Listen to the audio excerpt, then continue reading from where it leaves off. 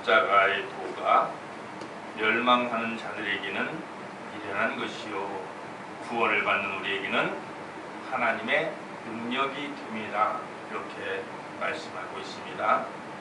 자, 십자가의 도 무슨 뜻입니까? 원문의 도에 해당하는 단어는 로고스라는 단어입니다. 우리가 로고스라는 단어는 많이 들어봤잖아요. 자, 그런데 본문에서는 이 로고스라는 단어 앞에 정관사 호가 붙어가지고 십자가에 대한 진실된 그 말씀이라는 그런 의미가 되었습니다. 그러므로 편지를 쓰는 바울의 의도는 명확해집니다. 구원을 얻는 자들에게는 하나님의 능력이 된다. 그러므로 십자가에 대한 말씀을 이해하고 믿는 것이 구원에 동참하게 된다라는 것입니다. 다시 말씀드리면 바울의 주장은 그렇습니다. 여러분이 누굽니까? 하나님의 택한 백성 맞죠? 그런데 여러분 그거 아십니까?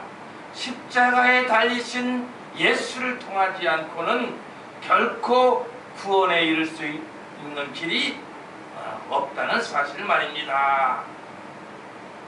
그러면서 그의 말은 계속 이어집니다.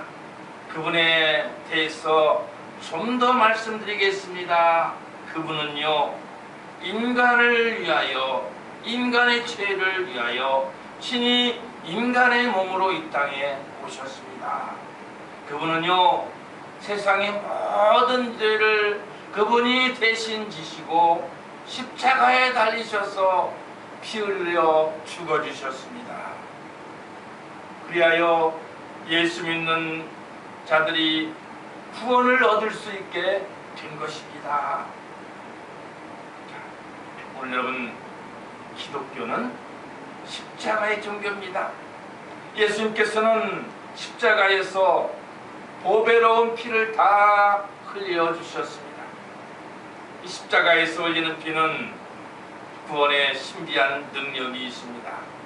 예수님을 통한 하나님의 사랑의 절정은 십자가이기 때문입니다. 자, 그런데 이 본래 십자가는 어떤 용도였습니까? 로마 시대의 정치적인 사형 집행 도구였습니다.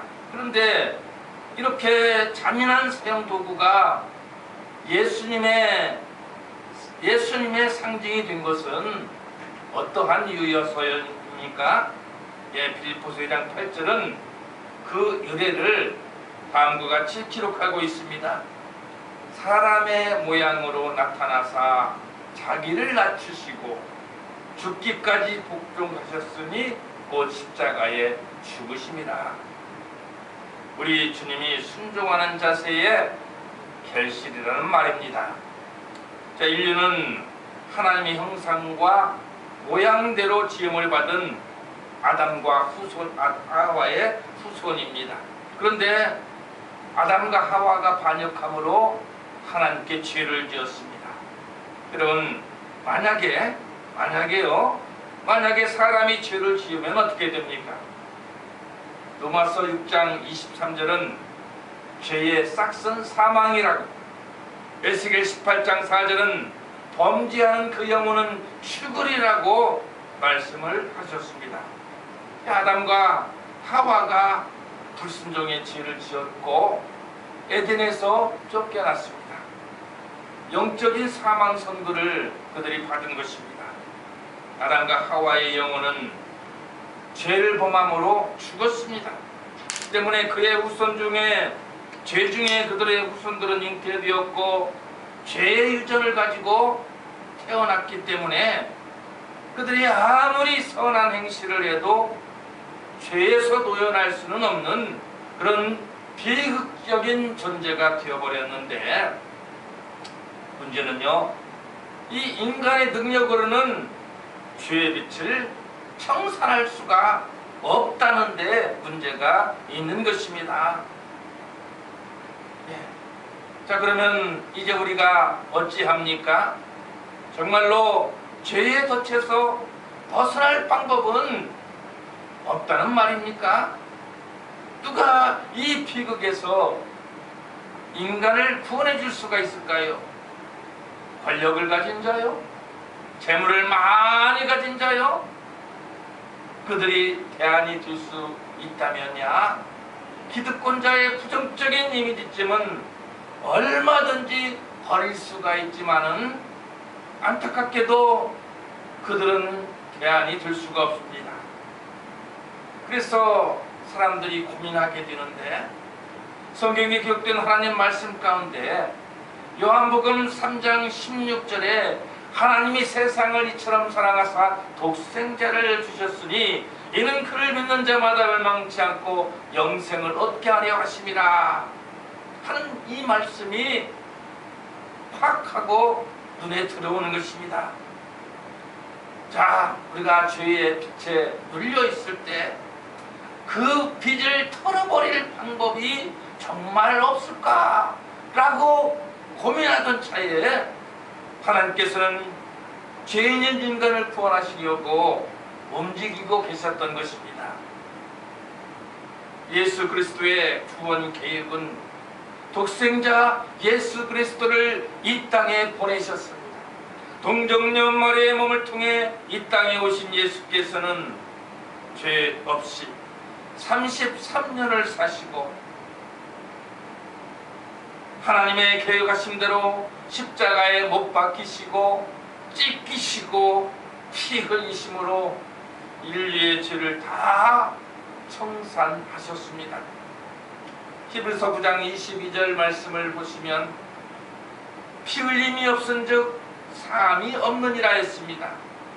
죄 없이 태어나시고 죄 없이 사신 예수 그리스도께서는 십자가에 올라가셔서 인류를 대신해 그 모든 피를 다 흘려주셨습니다.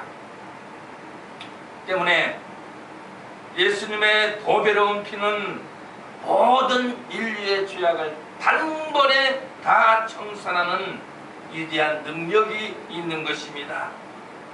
예수님이 흘리신 보혈의 공로는 우리 인간이 죄인임에도 불구하고 죄를 지은 그대로, 못난 그대로, 빈손 그대로 예수 그리스도의 보혈에 의지해서 하나님 앞에 나가기만 한다면 모두가 죄 용서함을 받는 것입니다. 이제 저와 여러분은 예수를 영접함으로 하나님의 자녀가 되었는데 그 순간 우리의 모든 죄를 사함 받은 것입니다. 정말 놀라운 사건입니다. 엄청난 사건입니다. 여러분, 예수 믿기 전 우리가 어떤 상태에 있었습니까? 내 의지와는 상관없이 원죄를 안고 태어난 죄인이었어요. 어떤 자는 자범죄로 인하여 죽을 수밖에 없는 상태였음에 틀림이 없습니다. 그런 죄인들이 죄사함을 받았다? 정말이지 놀라지 않을 수가 없는 것입니다. 자, 그런데 이것이 종교의식을 통해서 되는 것입니까? 아닙니다. 그렇다면 어떤 좋은 행실을 통해서냐? 그것도 아닙니다. 마태복음 9장 1절에 보시면은 예수께서 침상에 누운 중풍병자를 보셨을 때 그때 하신 말씀이 작은 자야 안심하라 내 죄사함을 받았느니라 였습니다. 자, 병자와 사람의 관심은 어디에 있었습니까? 온통 병고침에 있었지만 예수님의 관심은 어디에 있었나요? 병의 근원인 죄의 문제에 있으셨던 것입니다. 사람들의 반응은 어땠습니까? 자, 병자를 메고 온 자들과 같은 그런 믿음 있는 자들만 있었느냐? 마태복음 9장 3절을 보십시오. 어떤 서기관들이 속으로 이르되 이 사람이 신성을 모독하도다.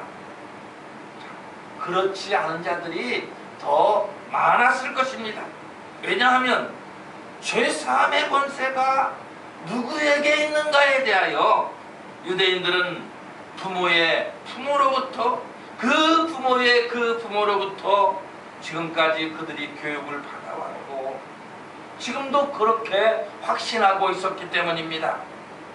조상의 유전과 가르침에 예수님의 발언은 정면으로 배치된 그들에게는 정말로 큰 충격이 아닐 수가 없었던 것입니다. 그래서 9장 3절에 신성을 모독하다라는 것은 죄 사함의 권세를 가지신 이는 오직 하나님 한 분뿐이시다. 이것이 대다수의 공통적인 생각이었음을 드러내는 것입니다. 당연합니다. 왜냐하면 그들은 예수님이 누구신지를 몰랐기 때문입니다. 예수님이 누구십니까? 성경을 한번 보실까요? 요한복음 10장 30절에 보시면은 나와 아버지는 하나이니라. 빌립보서 2장 6절에 그는 근본 하나님의 본체시나. 히브리서 1장 3절에 보시면 하나님의 영광의 광채시요 그 본체의 형상이시라 했습니다. 그분이 나를 위해 이 땅에 오셨어요. 나를 위해 십자가에서 피 흘려 주셨어요. 그분은 예수 그리스도의 보혈을 의지해서 하나님 앞에 나가야 될 이유가 되는 것입니다. 그러면 죄 용서를 받게 될 것입니다. 죄사함은 오직 나사렛 예수 그리스도의 보혈로만 가능한 것입니다. 보혈의 공로 없이 천국 갈 사람 아무도 없습니다. 과거와 현재와 미래의 죄를 용서받을 수 있으며 하나님 앞에 담대히 설 수 있는 자격을 얻고 마귀의 참소에서 벗어날 수 있을 것입니다. 마귀는요, 누구를 가장 두려워합니까? 예수님의 보혈을 가장 두려워합니다. 마귀는 예수님의 보혈이 역사할 때 한 길로 왔다가 7길로 도망갑니다. 마귀가 어떤 존재입니까? 사망의 장자라 했습니다. 마귀는 사람이 타락하기 전에 먼저 타락했습니다. 사람보다 먼저 하나님께 버림을 받았던 존재입니다. 그런데 이런 마귀에게 아담과 하와가 꼬임을 받아서 하나님을 반역했기 때문에 인류는 마귀의 포로가 되고 만 것입니다. 인간이 마귀에게 굴복함으로 마귀는 세상의 권세를 잡은 세상의 임금이 되고 말았습니다. 그때부터 마귀는 인간을 하나님과 분리해서 그래서 지옥으로 끌고 가려고 전력을 다하고 있는 것입니다. 자, 그러나 이런 마귀의 행포는 예수님의 십자가 사건으로 인해서 끝나고 말았던 것입니다. 마귀가 인간을 포로로 삼은 것이 언제부터입니까? 무엇이 이런 결과를 만들었단 말입니까? 그래서 이런 논문을 가지고 그 원인을 추적하다 보니 거기에는 옛뱀이 등장하고 있습니다. 옛뱀의 정체가 무엇이라고요? 정체가 뭐예요? 예, 하늘에 전쟁이 있습니다. 영적인 세계에 싸움이 벌어졌습니다. 그런데 그 치열한 전투 현장에는 두 부류가 서로 대치하고 있습니다. 한편에는 하나님의 백성을 수호하는 천사장 미가엘이 있었고, 다른 한편에는 사탄의 군대를 지휘하는 용이 대치하고 있는 것입니다. 이 용의 군대를 계시록 2장 9절은 뭐라고 표현하고 있습니까? 자세히 보니 옛뱀이다, 마귀다, 사탄이라고 그의 정체를 폭로하고 있었습니다. 자, 그런데 이것들이 언제부터 존재했느냐? 창세기 때부터 존재했고 오늘도 내일도 계속해서 우리를 위협하고 괴롭히는 악한 세력들이었던 것입니다. 자, 그러나 이들은 하늘전쟁에서 천사장 미가엘이 이끄는 천사군대에 의해서 패배를 하게 됩니다. 그리고는 하늘에서 쫓겨났는데 어디로 갔느냐? 그들이 땅에 떨어진 것입니다. 자, 요한의 환상 중에 들은 음성은 전쟁의 승패가 어린 양의 피에 있었음을 증언하고 있다는 사실을 기억하시기를 바랍니다. 자, 여기서 옛뱀이라는 말은 옛날에 등장했던 뱀이란 말 아닙니까? 우리 독자들이 누구나 알고 있는 그 뱀이라는 얘기 아닙니까? 그래서 과연 성경에 그 기록이 어디에 있는가 근원을 찾으니 창세기 3장 1절은 이렇게 표현하고 있었습니다. 하나님이 지으신 들짐승 중에 가장 간교한 뱀이 드러났는데 하나님이 참으로 너희에게 동산 모든 나무의 열매를 먹지 말라 하시더냐 라고 미끼를 던지던 바로 그 영악한 뱀이었던 것입니다. 창세기 3장 4절에 보십시오. 너희가 결코 죽지 아니하니라 라고 하던 바로 그 뱀이었던 것입니다. 그런데 우리가 이런 역사적 사실이 있었구나 하고 그냥 지나쳐서는 아니 됩니다. 하늘전쟁에서 전쟁의 승패가 어린 양의 피에 있었다고 했는데 그 옛날 에덴 동산에서의 영적 전쟁 역시 피가 등장하고 있기 때문입니다.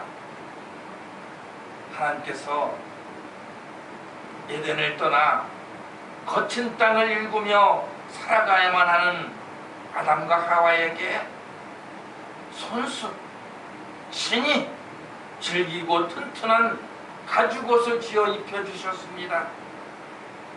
바로 이것이 원시 계시인 것입니다. 인간의 가죽옷을 위해서는 뭐가 필요했어요? 짐승의 희생이 있어야만 했습니다. 그런데 희생된 짐승은 구약시대 인간의 속죄를 위해서 희생된 희생제물의 예표요, 장차 인간의 구원을 위하여 십자가에서 영원한 희생제물이 되신 예수 그리스도를 상징하고 있기 때문입니다.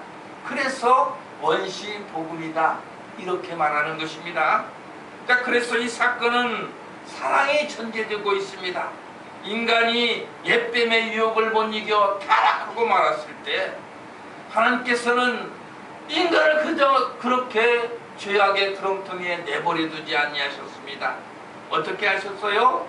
예? 하나님께서는 속죄의 길을 계시하여 주셨던 것입니다. 선악과는 눈을 멀게 했지만 밝아져서 다 좋은 것만은 아닙니다. 눈이 밝아졌더니 제일 먼저 어떻게 돼요? 수치를 알게 되었고 부끄러움을 보고야 말았던 것입니다. 그러니 수치를 가려야 하지 않겠습니까? 네, 불순종은 죄악입니다. 로마서 6장 23절을 보십시오. 거기 보시면 죄를 지으면 반드시 그 싹을 받습니다. 그게 뭐예요? 죄의 싹은 사망이라. 반드시 죽음이 있습니다. 그 수치를 드러나게 된 배경에 죄가 있었고 그 부끄러움을 가리기 위해서 한 짐승이 피를 흘려야만 됐습니다. 그 수치를 가리기 위하여 한 생명이 죽어가야만 했던 것입니다. 이것은 희생된 제물의 피 흘림을 통해 얻어지는 예수 그리스도의 의의 옷을 상징하는 것이었습니다. 사실 죄라는 것은 인간이 알 필요가 없었고 몰랐어야만 했습니다. 자, 그게 정말 가능합니까? 예, 가능한 일이었습니다. 선악과를 따먹지 않는 한 영원히 그것이 유지가 될 수 있는 것이 에덴이었기 때문입니다. 그러나 인간의 불순종은 이러한 창조주의 바람을 산산이 깨뜨리고 말았던 것입니다.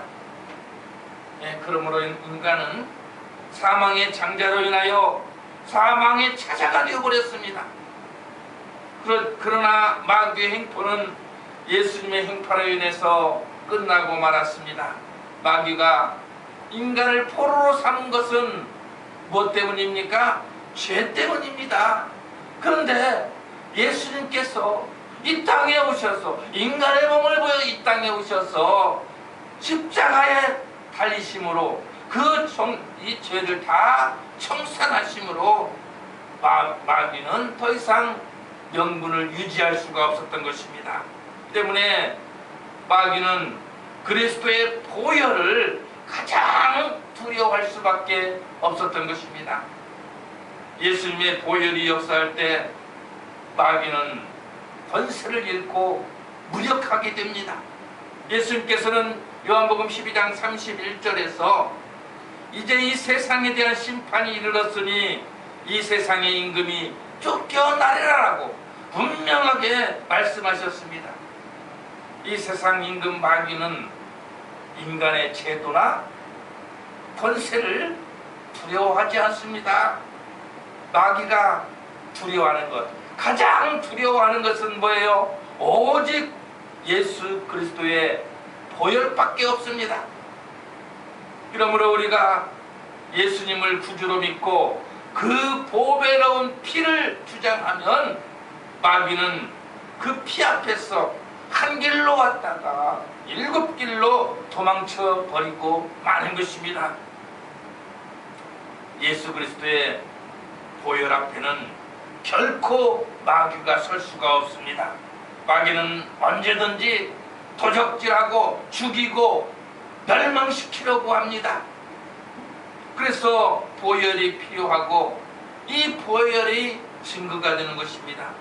보혈을 통해서 죄를 용서받은 사람은 마귀의 지배에서 벗어났기 때문에 마귀를 능히 예수 그리스도의 이름으로 대적할 수가 있는 것입니다. 예수님의 보혈은 하나님의 의를 이루었습니다. 하나님은 의의 하나님이시기 때문에 죄인을 그대로, 죄인 모습 그대로, 죄가에 온데 있는 그 모습 그대로 사랑할 수가 없으셨습니다. 때문에 하나님께서는 우리 대신 예수 그리스도를 십자가에 못 박아 심판하신 것입니다. 그것이 무엇으로 기인했다고요? 예? 우리를 향한 청량할 수 없는 그분의 사랑을, 독생자를 십자가에 내어주심으로 그 사랑을 증명해 주셨습니다. 하지만 아들을 내어주시는 그분의 아픔을 우리는 미처 생각하지 못하고 있었습니다. 이제 우리는 요한복음 3장 16절의 말씀을 깊이 생각해 보아야 할 것입니다. 예수님의 보혈은 모든 불화를 청산하여 줍니다. 예수님의 보혈을 의지하시면 됩니다. 예수님의 보혈은 성령의 바람을 불어오게 합니다. 그런데 왜 성령 충만한 삶을 살지를 못합니까? 예수님의 보혈을 진정으로 의지하지 않기 때문입니다. 보혈이 있는 곳에 성령 충만이 있습니다. 히브리서 12장 24절 보시면 아벨의 피보다 더 나은 것을 말하는 뿌린 피니라 라고 말씀하셨습니다. 가인이 아벨을 쳐 죽였는데 그때 하나님께서는 가인에게 내 아우 아벨이 어디에 있느냐 라고 물으셨잖아요. 그러자 가인이 뭐라고 합니까? 내가 알지 못합니다. 내가 내 아우를 지키는 자입니까? 이렇게 대답을 했다는 거 아니에요? 하나님께서 말씀하셨습니다. 내 아우의 핏소리가 땅에서부터 내게 호소하느니라. 성경은 분명히 의인 아벨의 피가 말하고 있다라고, 어린 양의 피는 아벨의 피보다 더 낮게 말한다고 말씀하셨습니다. 예수님의 보혈은 이 시간에도 우리를 향하여 말씀하십니다. 너는 죄에서 해방되었다. 이제 너는 죄인이 아니다. 너는 하나님의 백성이다. 이제 가슴을 활짝 펴고 당당하게 담대하게 나아가라. 자, 하나님 앞에 담대히 나아가시기를 주님의 이름으로 축원드립니다. 급히는 말씀하고 있습니다. 내가 채찍을 맞음으로 내가 나음을 입었다. 이제 너는 두려워 말고 하나님이 치료하는 역사를 믿음으로 받아들여라. 예수님의 보혈이 역사하는 곳에는 치료의 강물이 넘쳐날 줄로 믿습니다. 급히는 예수께서 이같이 말씀하십니다. 이제 너는 저주의 가시와 엉겅퀴 속에서 방황할 필요가 없다. 주께서 피를 흘리심으로 저주의 가시와 엉겅퀴를 다 뽑아버리셨다 라고요. 오늘 예수 그리스도의 보혈을 의지하는 사람은 저주의 권세에서 해방받은 줄로 믿습니다. 그 피는 또 이렇게 말씀하십니다. 너는 영생을 얻었다. 주님이 재림하시는 날 너의 약한 몸이 강한 몸으로, 추한 몸이 영화로운 몸으로, 육의 몸이 신령한 몸으로 부활해서 주님과 함께 영원히 살게 될 것이다. 그러므로 너희는 두려워할 것이 없다. 보혈에 대한 굳건한 신앙을 가지시기를 바랍니다.